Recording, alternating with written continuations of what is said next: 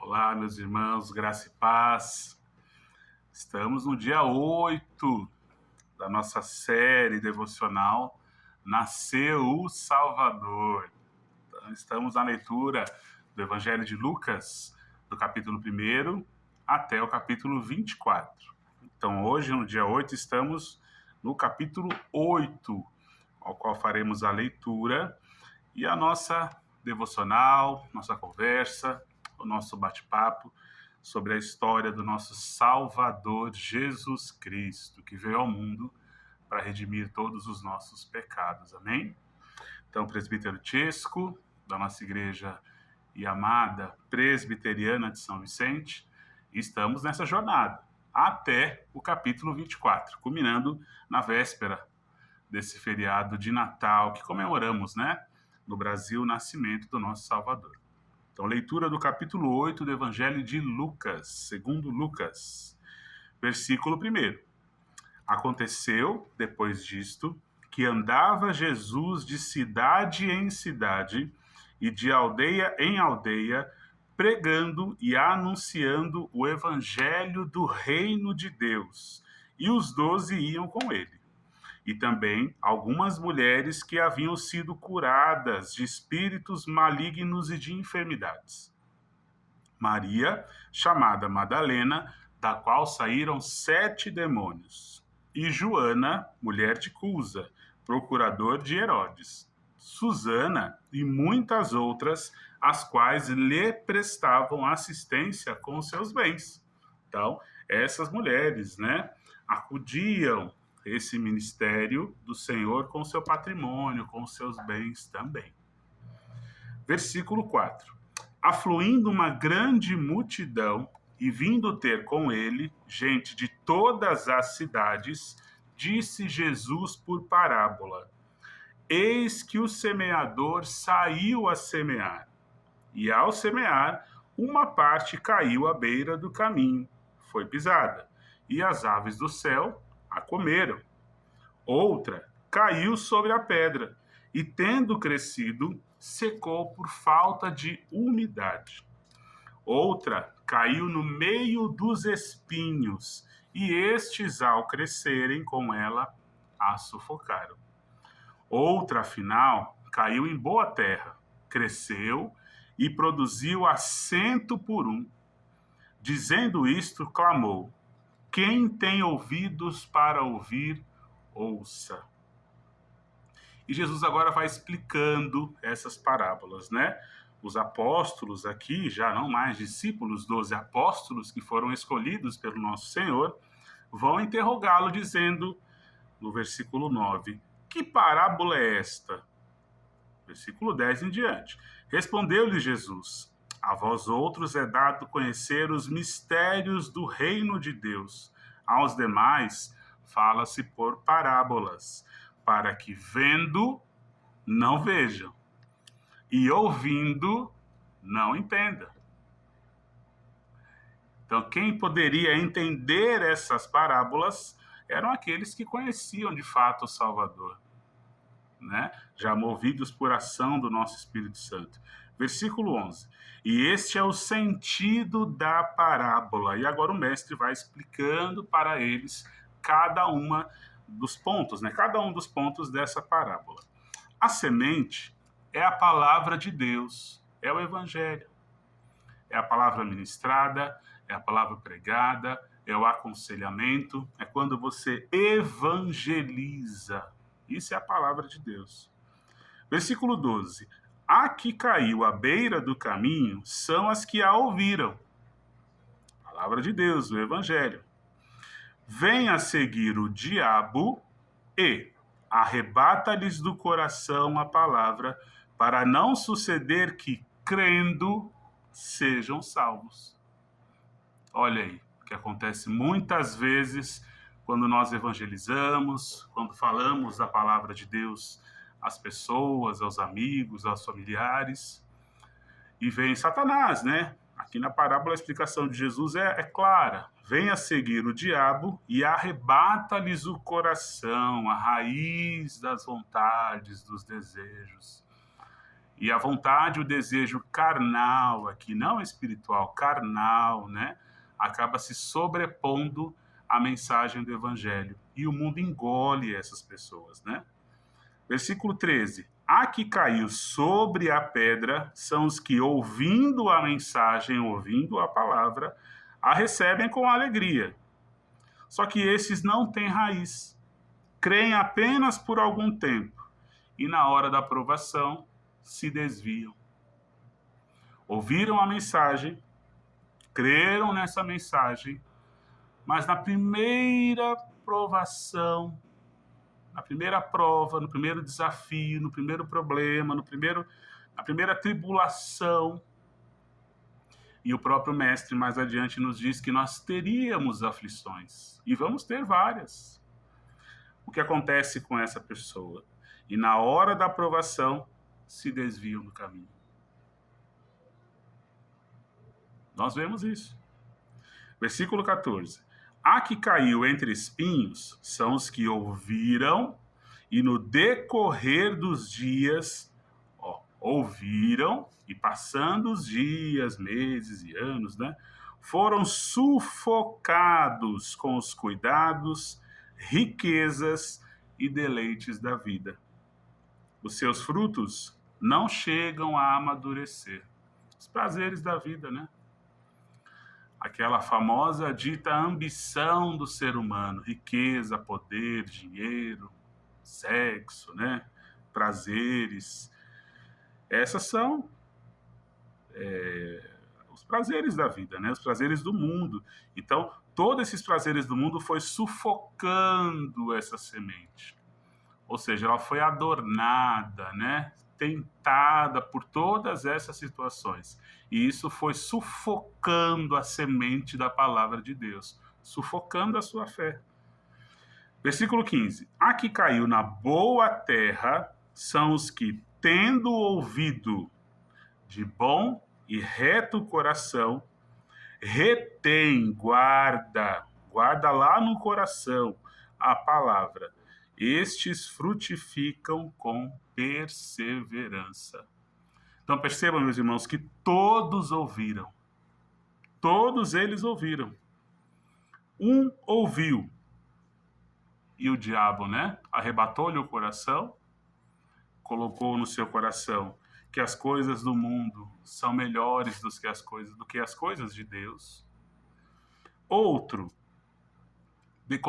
depositou essa mensagem numa base muito fraca, sem uma raiz profunda, não tinha uma fé convicta no Salvador, não tinha uma certeza daquilo que acreditava, porque a nossa fé ela tem que ser baseada em convicção. Nós temos que ter segurança naquilo que cremos. Isso é a fé com convicção. Que pode vir qualquer tipo de teologia, qualquer tipo de vento, de filosofias vãs, que não abala a nossa fé. É isso que ele está dizendo aqui. São as pessoas que têm uma fé muito rasa, conhecimento muito raso. E aí vem qualquer filosofia e leva embora. Né? O vento dispersa. A que caiu entre espinhos são o que o mundo sufoca. Os prazeres do mundo, as ambições do mundo, né? Aquela coisa que, às vezes, os próprios pais, na inocência, ensinam os filhos que eles têm que ser bem-sucedidos. Na verdade, a primeira instrução do pai deveria ser: filho, você tem que ser santo e salvo. Ser bem-sucedido é a consequência, não é? Todas as outras coisas vos serão acrescentadas, porém buscar primeiro o reino de Deus e a sua justiça. Então deveria se inverter esses valores, né? Nós, na nossa sede de querer ser bem-sucedido, invertemos. Queremos ser bem-sucedido para depois buscar a Deus. Não. Primeiro se enche do reino, buscar primeiro as coisas de Deus. E todas as outras, se Deus assim prover, riquezas, né, os deleites da vida, os prazeres da vida, patrimônio, seja o que for, Deus vai acrescentar, se lhe agradar. Mas o importante é buscar primeiro o reino de Deus. E o último exemplo da parábola é o versículo 15, é aquele que caiu numa terra boa, um coração bom, um espírito que estava aceitando a mensagem, que criou raízes profundas no seu coração, né? Então ele complementa, ó, tendo ouvido de bom e reto coração. Olha o coração de novo, a raiz dos desejos e das vontades. Então, esse coração que ouviu a mensagem e guardou no coração, ele refreou os próprios desejos. E ele colocou a palavra de Deus e o evangelho na frente. Por isso que ele era um coração reto. Não fazia curva. Reto coração. Justo coração, né? Pensamentos e vontades que seguiam primeiro a vontade de Deus, depois a própria. Esse retém a palavra e estes frutificam com perseverança. Ensinamento, né? Versículo 16. Ninguém, depois de acender uma candeia, a cobre com um vaso ou a põe debaixo de uma cama. Pelo contrário, coloca sobre um velador, a fim de que os que entram vejam a luz. Não há oculto que não haja de manifestar-se, nem escondido que não venha a ser conhecido e revelado. Vede, pois, como ouvis, porque ao que tiver se lhe dará, e ao que não tiver, até aquilo que julga ter lhe será tirado. Olha Jesus falando, né? Então ninguém que acende uma candeia, uma lâmpada, uma lamparina, vai colocar essa luz que a lâmpada ou que a candeia emana e esconder embaixo de uma cama, esconder ela sobre um lugar que ela não vai irradiar essa luz. Qual a finalidade de você acender uma luz? Não é que ela ilumine o ambiente? Não é que o ambiente fique iluminado, fique claro, que consigamos ver as coisas que não estamos conseguindo enxergar no escuro? É essa a finalidade. Jesus está comparando a palavra com essa luz. Então, ninguém que ao receber essa mensagem, esse evangelho, vai escondê-lo. Pelo contrário, ele vai iluminar a própria vida e iluminar a vida dos outros, né? Esse é o sentido da palavra, da parábola da candeia, né? Não há oculto que não haja de manifestar-se, nem escondido que não venha a ser conhecido e revelado. Versículo 19. Vieram ter com ele sua mãe e seus irmãos, e não podiam aproximar-se por causa da concorrência do povo. Então o povo estava lá, né, sufocando Jesus, era muita gente procurando Jesus. Versículo 20. E lhe comunicaram: tua mãe e teus irmãos estão lá fora e querem ver-te. 21. Ele, porém, lhes respondeu: minha mãe e meus irmãos são aqueles que ouvem a palavra de Deus e a praticam. E Jesus aqui dá mais um ensinamento, né? Que aqui ele está se revelando como o nosso Senhor e Salvador. Jesus é Deus. Ele é o Verbo encarnado. Ele estava desde o princípio, né? E aqui os discípulos o interrogam, né? E lhe comunicaram: tua mãe e teus irmãos estão lá fora e querem ver-te. E ele contrapõe: quem são minha mãe e meus irmãos? São todos aqueles que ouvem a palavra de Deus e a praticam. Ensinando novamente nosso Salvador. Versículo 22. Aconteceu que num daqueles dias entrou ele num barco em companhia dos seus discípulos e disse-lhes: passemos para a outra margem do lago, e partiram.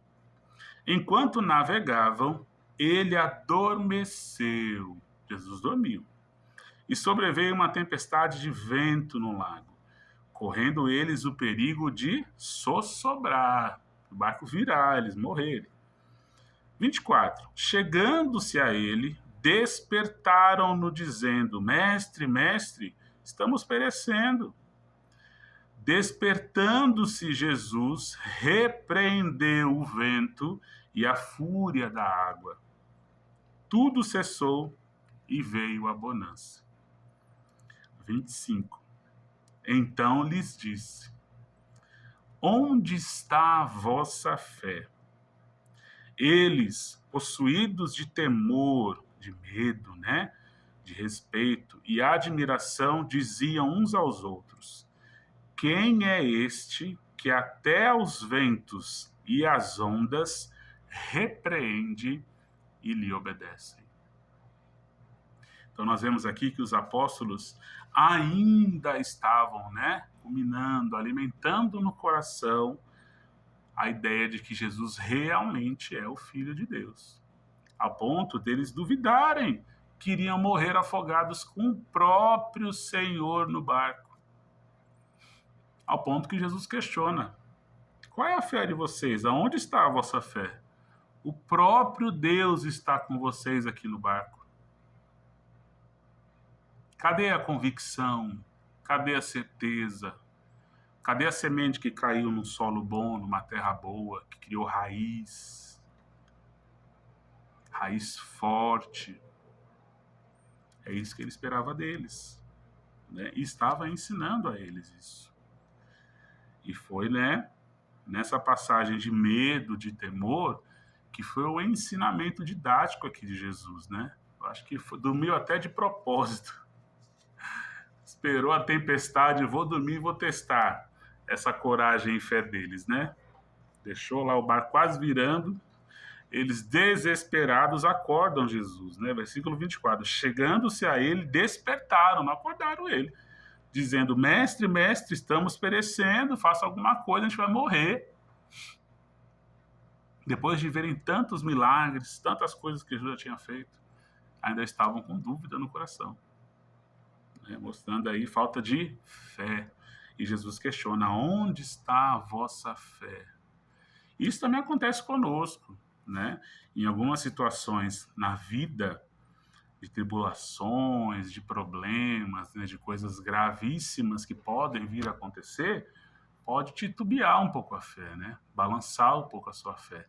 Mas se lembre dessa passagem e se pergunte, se julgue no coração: aonde está a minha fé? A minha fé tem que estar baseada numa rocha firme, inabalável. E essa rocha é Cristo. Então tudo pode acontecer.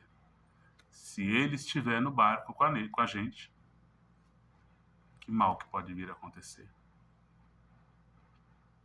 E a pergunta que eles fizeram: quem é este que até os ventos e as ondas repreende e lhe obedece? Convicção. É o que precisamos ter. 26. Então rumaram para a terra dos Gerazenos, fronteira da Galileia. Então, um lugar distante, né? Um povo distante, possivelmente aí não somente de judeus, mas de pagãos, de gregos, né? E outros povos. Logo ao desembarcar, veio da cidade ao seu encontro um homem possesso de demônios, que havia muito não se vestia, nem habitava em casa alguma, porém vivia nos sepulcros, nos túmulos, vivia nos cemitérios da cidade, né? E quando viu a Jesus, esse homem possesso de demônios, prostrou-se diante dele, exclamando e dizendo em alta voz, gritando em alta voz: que tenho eu contigo, Jesus, Filho do Deus Altíssimo? Um homem possesso por demônios grita em voz alta: que tenho eu contigo, Jesus, Filho do Deus Altíssimo? Até os demônios reconheciam a autoridade do nosso Senhor. Rogo-te que não me atormentes. 29. Porque Jesus ordenara ao espírito imundo que saísse do homem, pois muitas vezes se apoderara dele. Então, esse homem era frequentemente possuído pelos demônios, né? Ele tinha possessões frequentes. E embora procurassem conservá-lo preso com cadeias e grilhões, com correntes, tudo despedaçava e era impelido pelo demônio para o deserto. Força sobre-humana esse rapaz tinha por conta dessas possessões. Versículo 30. Perguntou-lhe Jesus: qual é o teu nome? Ele respondeu: Legião, porque tinham entrado nele muitos demônios. Uma legião é uma nomenclatura utilizada pelos soldados romanos da época, né?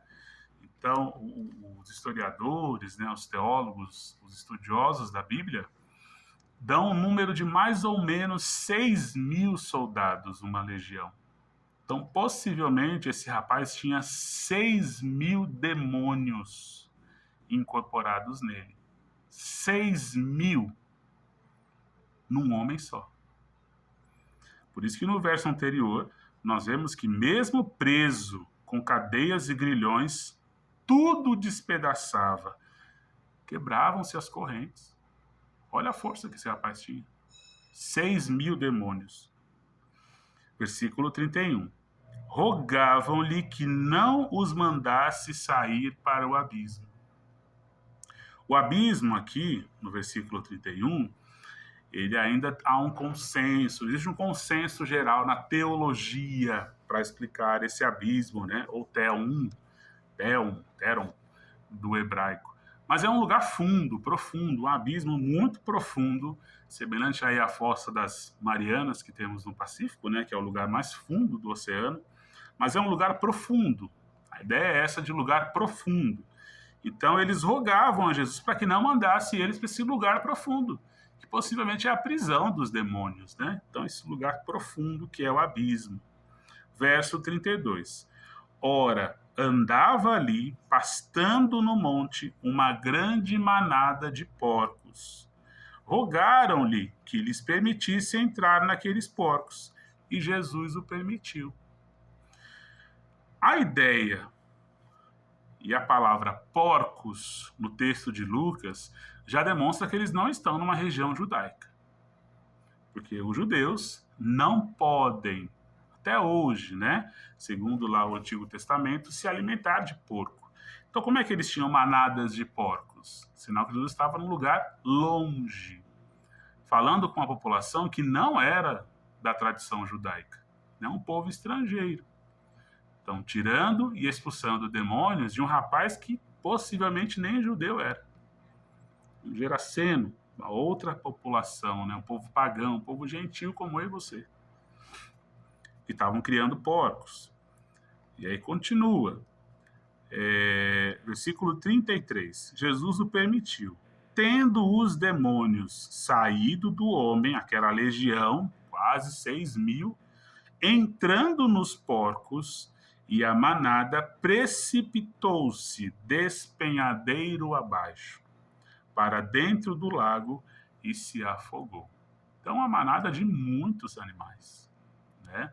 Segundo os relatos históricos, né, as tradições e os comentários bíblicos, mais ou menos aí uma manada de 2.000 porcos, todos possessos por demônios, que saiu de um único homem com uma legião, que são quase 6.000 demônios. E entraram nesses porcos, e ao caírem desse precipício, se afogaram no lago e morreram, né? Precipitaram nesse lago. 34. Os porqueiros, né, os donos daqueles animais, vendo o que acontecera, fugiram. Imagine o medo, pavor, de ver uma manada inteira desses porcos correndo, se jogando de um desfiladeiro e morrendo afogado. E foram anunciá-lo na cidade e pelos campos.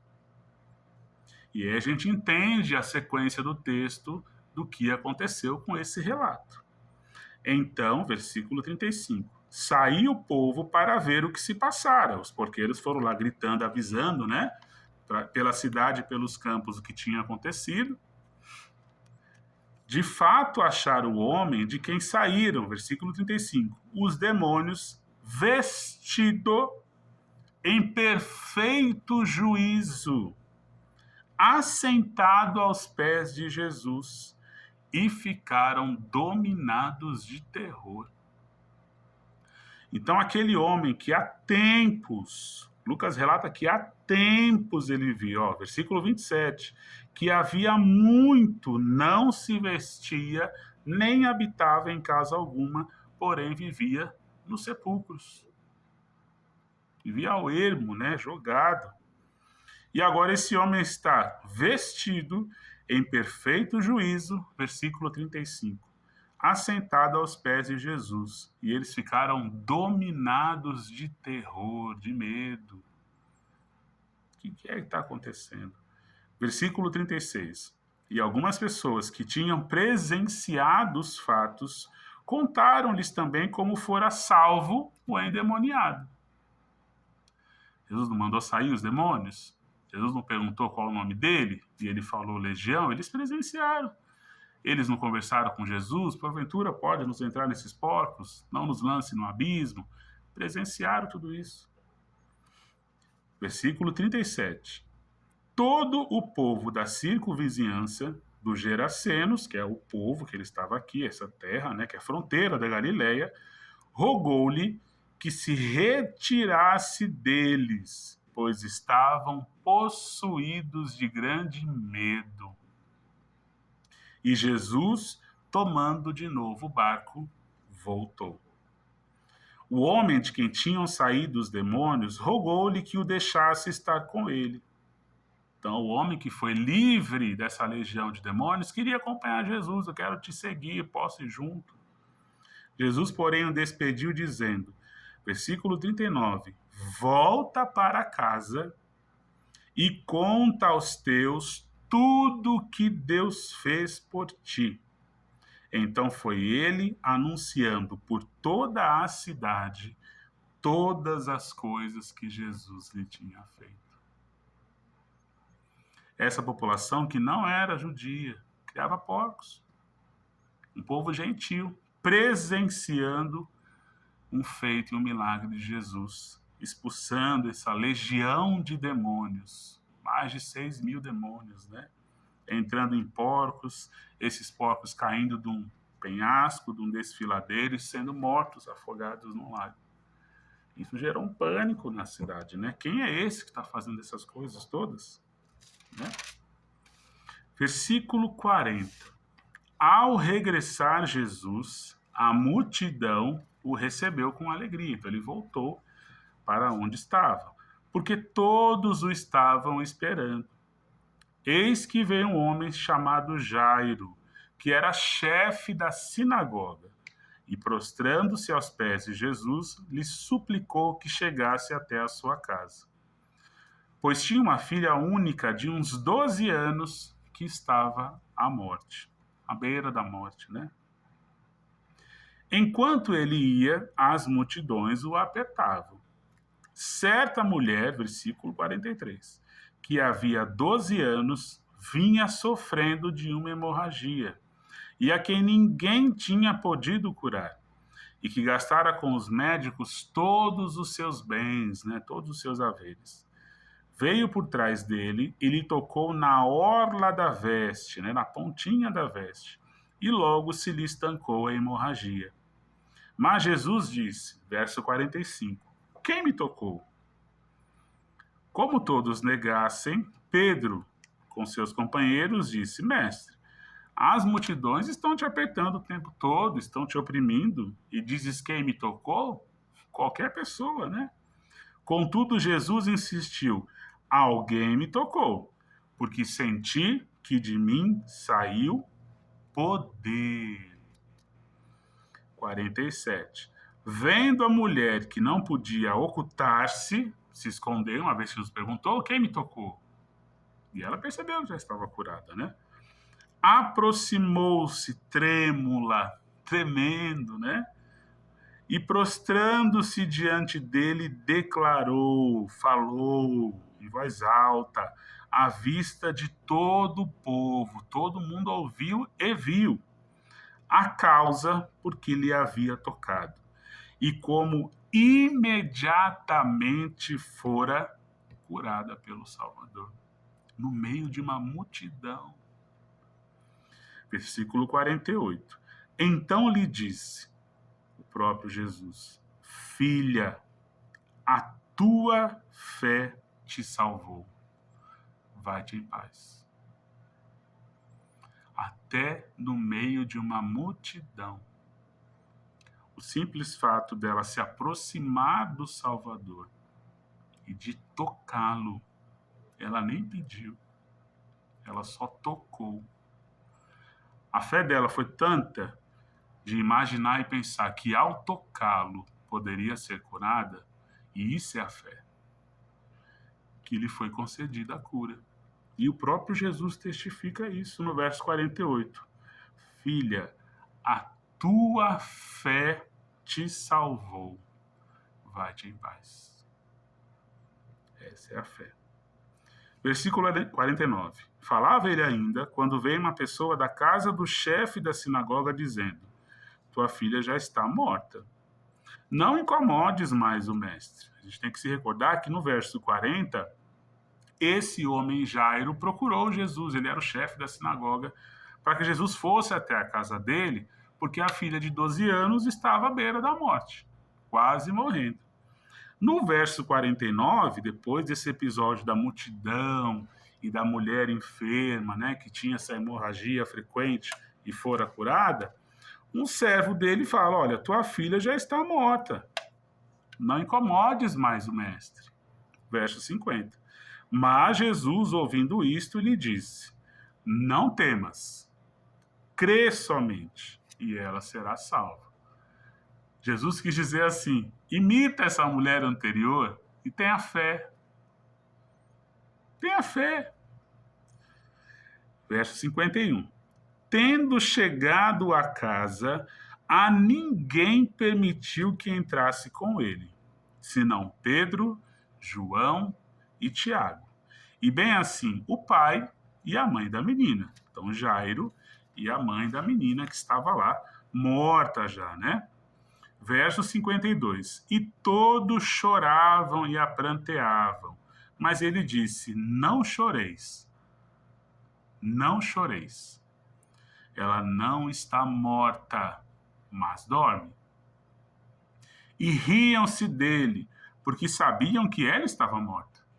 Então, o povo que estava chorando e pranteando, depois da fala de Jesus, começam a tirar sarro dele, começam a rir. Como assim que ela não está morta? 54. Entretanto, ele, tomando-a pela mão, disse-lhe em voz alta: menina, levanta-te. Verso 55. Voltou-lhe o espírito. Ela imediatamente se levantou e ele mandou que lhe dessem de comer. Seus pais ficaram maravilhados, mas Jesus lhes advertiu, ele lhes advertiu, que a ninguém contassem o que havia acontecido. Uma ressurreição. Fé. Porque para Deus não há impossíveis. Nenhum. Nós somos limitados. Deus não. Nós somos falhos. Deus não. Então, para o nosso Senhor, que impossível que existe? Nenhum. Não é a morte, não é a vida, são os anjos. Nada pode nos separar. Não é a profundidade, não é a altura, nada.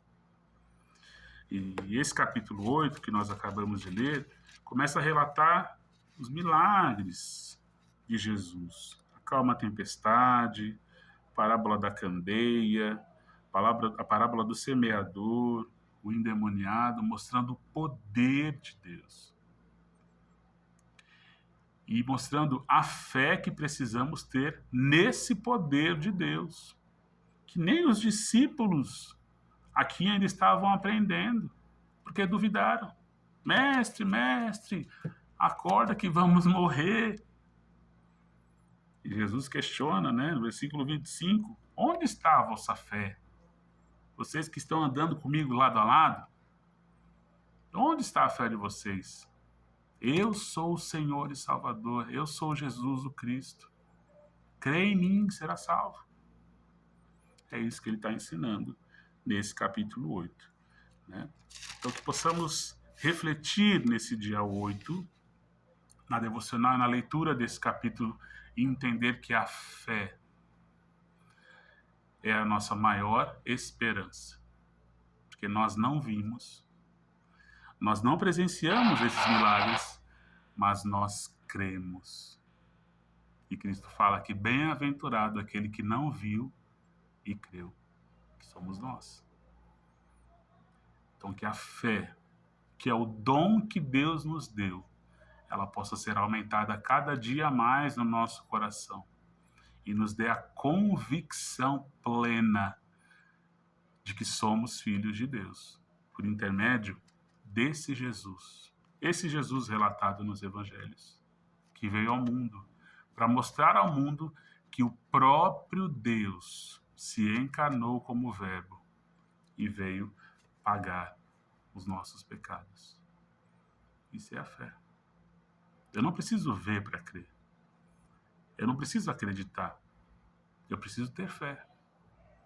Convicção mesmo sem ver. De que eu fui salvo na cruz. De que Deus me ama. E só cabe a mim agora render-lhe gratidão, render-lhe culto, render-lhe louvor. E entregar a minha vida a Ele em adoração. Todos os dias. Que a sua oração, nesse dia e os dias que vão seguir, seja para que Deus aumente a fé no seu coração. Aumente a esperança, aumente o amor e aumente a convicção. Para que o evangelho que está sendo pregado, para que essa mensagem que está chegando até você nesse dia, ela possa encontrar um terreno fértil, ela possa encontrar uma terra boa, um coração bom, que aceite essa mensagem e que crie raízes, que se transforme numa rocha forte e que nada, nenhuma filosofia, nenhuma religião, nenhuma preocupação possa te desviar dessa fé. Amém? Que o Senhor te abençoe e te guarde nesse dia, meu irmão. Amém.